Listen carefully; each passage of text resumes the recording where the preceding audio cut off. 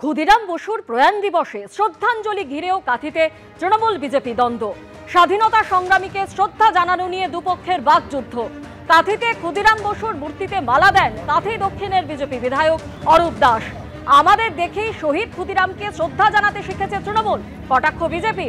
বিজেপির কর্মসূচি চলাকালীনই সেখানে হাজির হন চেয়ারম্যান সুপ্রকাশ গিরি। কাঁথিতে ক্ষুদিরাম বসুর মূর্তি আমরাই তৈরি করেছি, বিজেপির থেকে জ্ঞান শুনবো না, পাল্টা কটাক্ষ তৃণমূলের। কিন্তু যে দলের কথা বললেন তারা ভারতবর্ষকে মা হিসেবে পুজো করে না, প্রণাম করে না, শ্রদ্ধা জানায় না। তারা বহু জায়গাতে দলীয় পতাকা স্বাধীনতা সংগ্রামীদের হাতে তারা ধরিয়ে দেয়। তাদের নেত্রী যে স্বাধীনতা সংগ্রামীদের সমকক্ষ বহু জায়গাতে ব্যানারে পোস্টারে করেছে, সেটা কিছু কার্যকর্তাদের দুর্বুদ্ধি হতে পারে। ভুল তো অন্যায় নয়, ভুল শুধরে নেওয়ার মধ্য দিয়ে মহত্ব থাকে।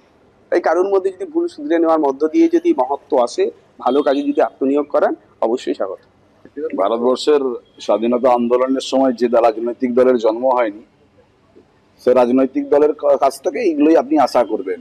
কেন ধাপ্পাবাজ, মিথ্যেবাদী, জুমলাবাজি যারা করে তাদের রাজনৈতিক প্রতিষ্ঠানকে সুদৃঢ় করার চেষ্টা করেন। এই যে মূর্তিটা দেখছেন, এই মূর্তিটা তৈরি হয়েছিল তৃণমূল কংগ্রেসের সরকারের আমলে।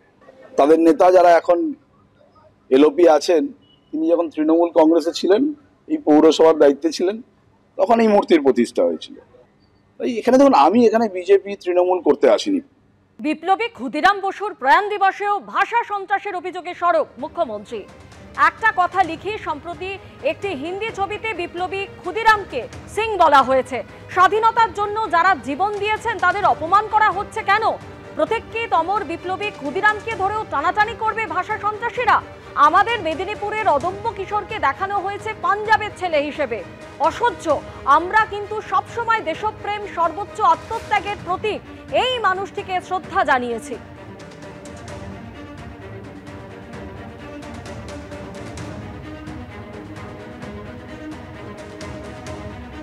এই নিয়ে কটাক্ষ করেছে বিজেপি। সুকান্ত মজুমদার কি বলছেন শোনাবো। বন্দ্যোপাধ্যায় এখন বাংলা বাঙালি খেলছেন, বাঙালিকে বোকা বানানোর জন্য আরেকটি বার। কোন সিনেমায় কাকে কি দেখানো হচ্ছে সেই যদি ইতিহাস হতো, তাহলে তো অনারকলিও জীবন্ত থাকতো। কারণ আকবরের সেই অনারকলি সিনেমাতে, বিখ্যাত সিনেমাতে দেখানো হয়েছিল যে দেয়াল গাঁথার পর অনারকলি নাকি পেছন থেকে পালিয়ে গেছিল। সিনেমাতে যেটা দেখানো হয় সেটা ইতিহাস নয়। ইতিহাস আলাদা, সিনেমা আলাদা জিনিস। গত মন কি বাতে মাননীয় প্রধানমন্ত্রী ক্ষুদিরাম বসুর নাম নিয়ে গোটা ভারতবর্ষকে ক্ষুদিরাম বসুর বীরত্বকে জানিয়েছে। অতএব মমতা বন্দ্যোপাধ্যায় এটাকে রাজনীতি থেকে যতটা দূরে রাখবেন, আমার মনে হয় ততটাই ভালো হবে।